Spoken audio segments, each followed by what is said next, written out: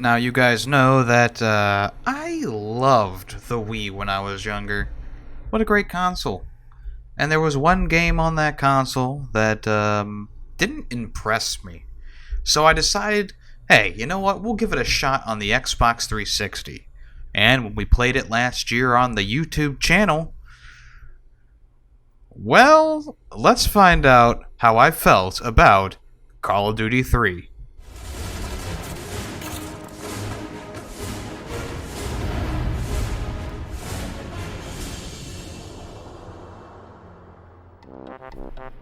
Call of Duty 3 originally came out in 2006, and it was a console launch title for a few different consoles, including the Wii and the Xbox 360.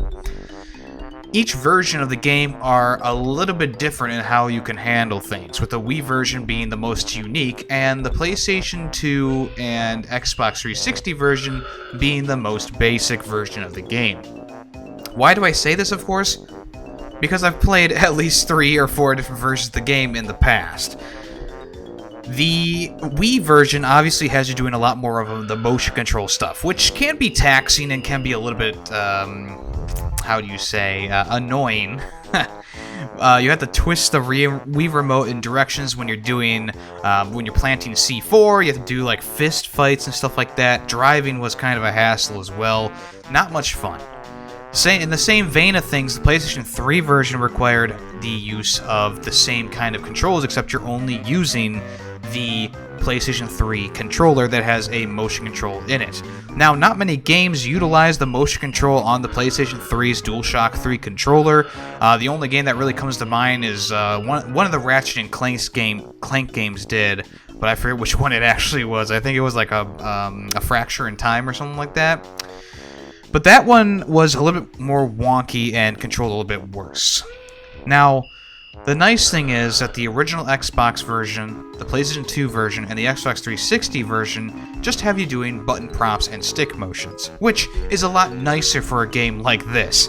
I don't see myself enjoying a lot of motion controls nowadays, especially nowadays. Back when I was using the Wii, I was okay with them, you know? Play a little Mario Galaxy, play a little bit of Battalion Wars 2, you know? It was a fun time. But this game kind of started to get under my skin as I played it. Not only because on the harder difficulties on the Wii and the PlayStation 3 were almost impossible with motion controls, but because the game was a little janky, and I thought maybe it's just because I was playing it on that console. Fast forward to last year when we played the game on the Xbox 360. Like I said, it doesn't require any motion controls or anything like that. You just need a working controller and some opposable thumbs and fingers. The game still suffers from a lot, though, and it's very unfortunate because I think the premise of the game is actually not too bad. You play as 5 different factions in this one, or it was 4 different factions in this one. So you have the American side of the war, British side of the war, Canadian stuff, and also Polish divisions as well. The Polish levels are probably the most fun because they feature tanks and defense missions and just a lot of good level design in general. But there's only like 3 levels that center around the Polish division, one of them being an entire tank mission. So that's a little disappointing to me because I feel like the tank levels and the Polish levels themselves were probably the most well done out of all the different levels in this game. The Canadian levels were okay. It had a very tropey Canadian commander guy talking down to a recruit who was too scared to fight, right? And that was just kind of annoying through the whole thing. And then you also, I mean, the levels were very basic. It was, you know, take the house, go inside the house, destroy this, move to this. It was, a lot of the Canadian levels were just kind of boring. The British levels went the same way as a lot of games in the past in the Call of Duty series, where the British levels are you're working with the French resistance to help liberate Paris or, you know, a countryside in France. And even though that's not a terrible thing, right, I really would rather have just normal British levels every once in a while, you know? Call of Duty 1, you had a bunch of secret missions, you know, where you went with Captain Price onto a German ship and you destroyed it from the inside. Then United Offense had you doing kind of like these sabotage boat missions and stuff like that in Italy.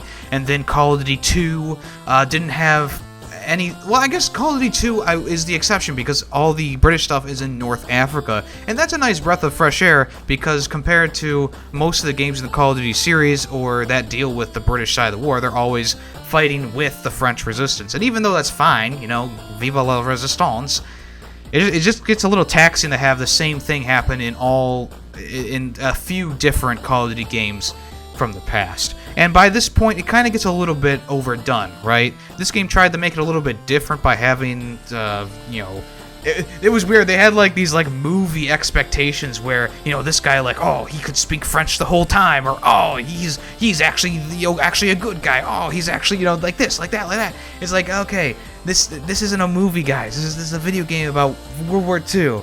We don't need this shit. The American levels are also pretty basic in this game as well. Besides from the odd one here or there, most of them are just, you know, kind of mediocre levels. The level design in Call of Duty 3 is all centered around the Wii and the Xbox 360 version, and the Wii version being mostly motion controls. That's what they kind of centered it around. I think that the level design is just a mirror of what it could have been, you know? And we'll get to games in the Call of Duty series that have good level design, of course, in the future. We played another Call of Duty game pretty recently on the channel, which was actually a lot better than Call of Duty 3, but we'll talk about that when we get there, of course. I always do this, guys.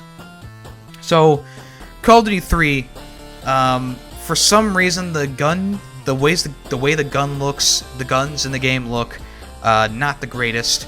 And also the gun sounds are pretty abysmal as well. I mean, I made fun of it during the gameplay. I made fun of it during the game that the next game we played after that. I mean, it was just like listening to them like do like bolt action rifles just felt like someone just doing the noises with their mouth. And I'll do an exaggeration, but it's pretty much, you know, like it's just it just didn't sound right. And I don't know how they did the sound design for this game, but every single weapon in this game has a different sound than it has had in all the other Call of Duty games before that and the World War II games after it. Why are the sound effects so different in this game? It doesn't make any sense to me. And it's like you actually have these weapons physically available to test in a firing range and even get like the actual sounds into the game like they did with Call of Duty World War II. What happened? Why couldn't they do that with this game? It's very strange. It's almost like I don't know what they did. It's so weird how these guns sound in this game. And me being, I'm a World War II buff, always have been since I played the first Call of Duty and beyond. It's one of those things that kind of really annoys me because like I know how these guns are supposed to sound. You know, I know. And when the guns don't sound exactly like they should, things got, you know, you start scratching your head a little bit. The voice acting in the game is about what you expect from a game like this.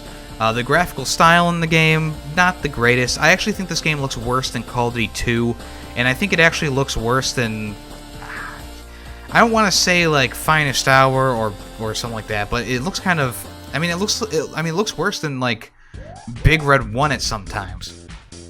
But Call of Duty 3, I don't like the graphical style. They were obviously working with the newer generation hardware when they were making these games, and they were trying to make them look even better, but it just kind of went in reverse for me personally. I don't think they look that great in general. Plus, the character animations and movements just are not up to par with what they could have been for this generation, although looking at a lot of games from the early Xbox 360 era, it kind of is on par now that you think about it, but I'm looking at this game from a 2019 perspective, 2020, 2019 perspective, right? We're looking back at it and we're going, okay, we can nitpick this thing to death. But I think the main points that I'm trying to make is the campaign is a little lackluster, and that's the main point of the game. If you go back and play the game now, you can't even play the multiplayer anymore because no one's on it. 1, 2, I believe the servers are shut down, so you can only play with yourself, which, you know, on a Saturday night might be fun, but not so much fun when you're actually trying to do things in the game. So we did not get to try out the multiplayer mode, and the funny thing is the multiplayer mode has guns in it that aren't actually in the game. It's really weird. I think there's like a bunch of pistols and stuff like that in the multiplayer. And other than that, there's nothing else to do on this disc. So the game only has 14 missions in the game, which looking back, at how, like, some of them are a little bit longer than others, but mostly they're just kind of like boring. Walk to here, shoot, go to the next place. There's nothing really that unique about the game to go like, yep, go out and buy that one. Unless you have a Wii and you're looking for something that's like early motion control and you want to see how the game worked with motion controls, the Wii version is probably where you want to go, because that version didn't even have multiplayer anyways. So it was a little bit of a scam if you had a Wii or something like that, because it was still like a $60 or $50 game, but they didn't have multiplayer in it. It was just a campaign. But like I said, the campaign is relatively short, and you can compare it to the other Call of Duty games in the past, and you can say, well, you know, it's longer than these ones.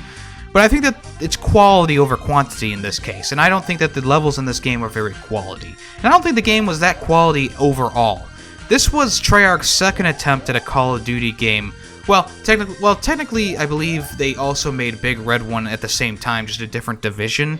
But this was, you know, they did Call of Duty 2, which is one of my favorite Call of Duty games, don't get me wrong. And then they went and did Call of Duty 3, and it's like, you know, it's just not that great. Let me not forget to mention that Call of Duty 3 is one of the only non-console exclusive games, one of the main entries in the series that did not get a port to PC. Now, there was planned ports of the game, but of course they were scrapped for whatever reason. Obviously because they didn't want the modding community to improve the game better than they could. Maybe, I don't know. I'm just speculating, but it might have also had to do with playtesters not having fun with the keyboard controls. I mean, if they leave in like the motion stuff into the game, like you have to swirl your mouse around in order to screw in the trigger for the C4, that's not a lot of fun. And I think a lot of people notice that that's not a lot of fun in the main Call of Duty games either. So when it comes down to it, there's just too much quick time events and stuff like that in the Xbox 360 version. It really ruins the flow of the game and the flow of the levels.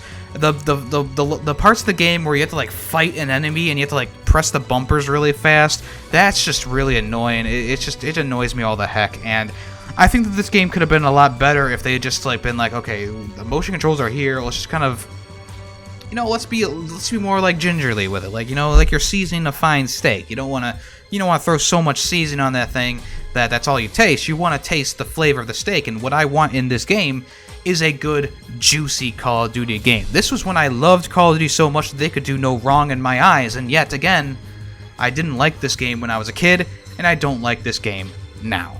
So, on the tier list of games that we've played on stream, Call of Duty 3 would definitely go towards the D part of the list.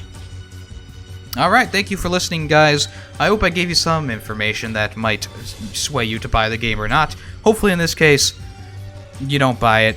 If you want to try it out, like I said, the Wii version is probably going to be the most unique version, but it's also going to be the most taxing version with the motion controls. The Xbox 360 version is competent, but it's not really that much fun, all things considered. I'm Yemmy the Ferret, and if you enjoyed this, please like the video. And if you're not subscribed, please subscribe. Alright, I'm Yemmy the Ferret, I stream on Twitch, I make a podcast. That was this episode. Thank you for listening. I'll see you guys next time.